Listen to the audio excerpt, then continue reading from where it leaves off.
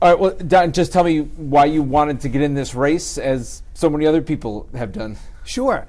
I'm pretty much happiest when I'm being useful. For me, that's a big part of life. And it's one of the reasons I became an EMT in Jamestown, was because it feels like a way to be useful in my community. And I think that I have the skills and abilities to actually be useful in this role as well. Look, we have a lot of big problems in this country right now. Serious problems with climate and infrastructure and education and gun safety. And honestly, the solutions to those are not that difficult. They're not that hard to figure out. We know what we need to do with all 4 of those issues. What's hard is getting them done. And so that we know where we need to go in terms of direction, but the skills of bringing people together, forming a coalition, sometimes engaging in the gentle art of compromise, and sometimes fighting hard, those are the skills that are really needed right now. And I think my career in business and in law, in education, gives me a really good platform for being able to do that. You wear a lot of hats, or have worn a lot of hats over the years. So you think you bring a different perspective than others. You've been in politics, you've been in law, you've been in business, you've been in education, or higher ed. You think that makes you uniquely qualified versus some of the other people who are politicians now or business people now? I do, because I think it's where those things come together where real action happens. You can formulate great policies in the educational context, and then you can implement those policies through the political context. But ultimately, oftentimes you need the collaboration of business to get things done. So a big chunk of my life I've spent using business as a tool to fight climate change. There are a lot of great companies out there that are doing wonderful things to improve the grid, to develop battery technology, to mine lithium in environmentally sustainable ways, to create renewable energy, to empower electricians to become solar technicians. And I've invested in all those companies over the years. And I'm really proud of that track record, because they're doing a lot of good in the world, those companies. And I think I'm a firsthand example of how you can do well and do good at the same time. And on climate change, what would you do in Washington? I know they just reintroduced the Green New Deal. Is that what you're thinking, or something else? There's a lot of good stuff in the Green New Deal. There's a lot of great stuff in the Inflation Reduction Act. Now, it's a weird name for a piece of legislation about climate change, but almost all of the really good ideas on climate change were embedded in the Inflation Reduction Act. Lots of incentives for people to behave differently, lots of incentives for companies to do things differently, reshoring some technology back to the United States. Even the CHIPS Act is really important for climate change, to be able to have a reliable supply of semiconductor chips. So I think the last few months of the last Congress were perhaps the most productive legislative period almost in my lifetime, say since the Civil Rights Act. And now those laws need to be implemented. And what I'm excited about is helping the Biden administration implement those laws in an effective way. Never quite get it right in legislation. I've been in Congress before, working as a staffer on Capitol Hill for both Congressman Kennedy, back when he was in the 1980s, and then more recently my friend Jim Himes for Fairfield County, who came up and introduced me at my launch event a couple weeks ago. And so I know how Congress works pretty well, and I realize that when you pass a law, you often need to tweak it afterwards and do some refinements and some amendments and things like that. And I'm really excited to get to work on that, to make sure that those ideas that were developed over many years, and many of them enacted into law at the end of the last Congress, to make sure that we stay the course on those. That's really important. And also to make sure that they get tweaked and refined in the right ways so they are implemented well. You mentioned the Inflation Reduction Act. For a lot of people, any political race, and maybe more now in the last one, are about what I'm paying out these days and what things cost. What are your thoughts on inflation, the cost of living, and what would you do about that? It's interesting. This particular period of inflation is kind of unique. So my background is in economics, so forgive me if I get a little wonky here, but this inflation was caused by 3 things, really. One is the war in Ukraine, which caused a big energy crunch, particularly in Western Europe, because we're hostage to fossil fuels.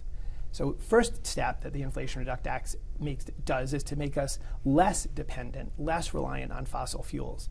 In the long run, that's going to be anti-inflationary, because if we switch over to a renewable energy economy, we're no longer subject to these energy shocks, which have kind of defined my lifetime. I remember the first one back in 1973, where we had these energy shocks that caused all prices to go up, because energy is a price inside of everything. Everything needs energy to get made, to get transported, to get consumed.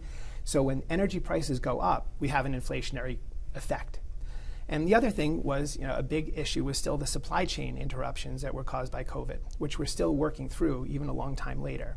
So making our supply chain more resilient is also anti-inflationary, and that's a really big step here. It also brings more jobs back to the United States, because it makes us less dependent on outsourced foreign competition and foreign manufacturing. So that's a big step in terms of that. The third factor was avian influenza. The reason you're paying $9 for a dozen eggs right now is because we're killing an awful lot of chickens because they're getting sick with avian influenza. And that's actually one of the factors that was driving inflation this time around. So those three factors are what we would call transient inflation, right? They're things that can go away over time or that you can work on with a rifle shot. So I feel like the right approach to this inflationary problem right now is to take those three rifle shots at those three separate issues. I think the instrument of using interest rates to slow down the whole economy is a little bit too much of a blunt weapon to cure this inflationary problem. So I'd ease up on that part. When it comes to, you mentioned gun safety as well, I believe, right, you support an assault weapons ban? Sure do. David Cicilline is the author of the assault weapons ban in Congress, and I would be very, very proud to follow in his footsteps in that way. I think there's no reason on earth to have those weapons out there in the hands of civilians, and I can't imagine why we would tolerate that for one more minute.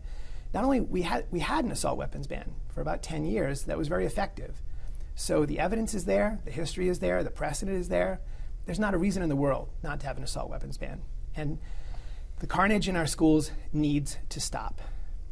This issue gets kind of personal for me because my own daughter, about 3.5 weeks ago, was involved in a school shooting at Colby College.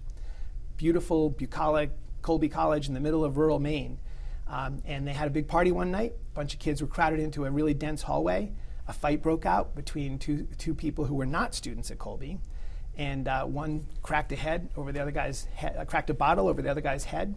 And they got into a fight. And the guy who got injured pulled out a gun, a 9mm Ruger pistol, and started firing shots into this dense crowd. Miraculously, no one was hurt. No one was killed, no one was slaughtered, so it didn't even make the news, because that's the world we live in today. It doesn't even make the news. But it was a big deal for those kids. They spent the rest of the night hunkered down, sheltering in place, worried about active shooters on the campus. The thing that they had been trained their whole lives to be fearful of was coming true.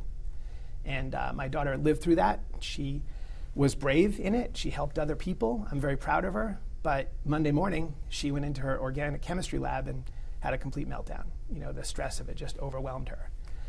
So this issue gets personal, and it gets personal for a lot of Americans. And maybe it's a little bit like, gay rights, that when we all know somebody who's been profoundly affected by this crisis, maybe we'll finally act on it. The other side will say it's all about mental health. We need more mental health supports. We need more school security, potentially arming people in school. What's your response to that? And then, Republicans control the House now, so it wouldn't seem like it would get through the House. What's your take on that? Well, there are a couple different takes on that. One is Republicans do control the House, and that we need to change. So that would be my agenda item number one, is to get a lot of Democrats elected. I've got to run again if I win this thing. I've got to run again in 2024, along with everybody in Congress. And so I think we really do need to change who's in the House of Representatives. And I'd be happy to talk a little bit more about that. And on the mental health front, that's a both and, right? We do need more help on mental health. One of our predecessors in this district, Patrick Kennedy, was a nationwide champion for mental health. And people, as I move around the 1st District right now and I talk to people, that's what they really remember Patrick for, was his relentless focus on the importance and the priority of mental health. And I admire him for that, and I'd like to continue that tradition as well. It's an under-resourced and underappreciated need in our society, and we need to fix that for sure. But that doesn't mean you don't have the assault weapons ban as well. So it's a both and, it's not an either or. On abortion, I know that was a big issue the last election cycle, not that long ago. Would you support any restrictions on abortion access? No. I think it's a private decision between a woman and her doctor. It's a very private medical decision, and that's the way it should be kept. There are ethical and moral issues involved, and certainly those should be a topic of conversation, but ultimately the decision has to rest with the person whose body it is. Do you think the United States should continue both financial and military support to Ukraine? Absolutely, yes. I think the people of Ukraine are doing the world a service by fighting against Russian tyranny, by fighting for their own freedom, and I think we should be behind them 100%. And the investment that we're making in Ukraine right now, both in terms of finances and weaponry and all the rest, is really the best thing we can do right now to defend freedom. And I know you kind of talked about this in your first answer, but a lot of your positions are the same as most of the other people in this race, apart from a couple. how do you set yourself apart in this crowded field, and as we were talking before too, where it may not take, relatively speaking, a whole lot of votes in a primary? How do you set yourself apart when a lot of people's positions are relatively similar? Yeah. You know, it's funny.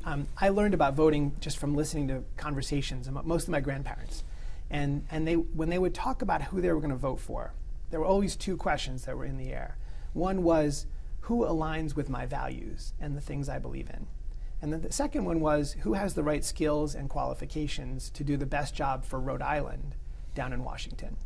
And they would talk about politicians in both of those two frames, and they would make a decision on who to vote for, not really based upon, you know, who agreed on X, Y, or Z necessarily, but whose values resonated with them and who had the skills and qualifications to do the job. And I think that's the way people should think about voting. So when you try to differentiate among the, I don't know how many, 15 of us now running for this particular seat in Congress, I think that's a good way to think about it. Not to ask you to label yourself or anything, but right, there's definitely people who call themselves progressive. Yes. In a primary, usually more of the diehards in any party, you know, come out. Would you call yourself a progressive, or do you think you're more middle of the road? I mean, again, a lot of the policy points are the same. I guess it just depends on people's point of view. I love the term progressive. Like, that term has a lot of rich history in America, from Robert La Follette all the way on. And I love the term progressive because it has the word progress built right into it. So I'm never going to not call myself a progressive. In terms of where we get labeled along the political continuum, I'll let others probably decide that for me and put me where they want to put me. So I wouldn't necessarily put a strict label on it. You know, I admire a lot of the folks in Rhode Island who've come from outside of politics, who really have done a great job of improving our political climate. I think Gina Raimondo would be first among those. I'd put Helena Folks right up there as well. People who have some experience in business, have run large organizations, who know how to manage. And I think that is a relevant and important criteria for being involved in politics. And I'm guessing you would argue that's part of your background as well. I sure would. Yeah, I've worked at some big institutions and practiced law, and you know, big educational institutions as well as for-profit institutions and not-for-profit institutions. I've been chair of a couple of large not-for-profit, not so large not-for-profits, but effective not-for-profits. So I think all of those things are relevant that are relevant qualifications to work in this kind of a job.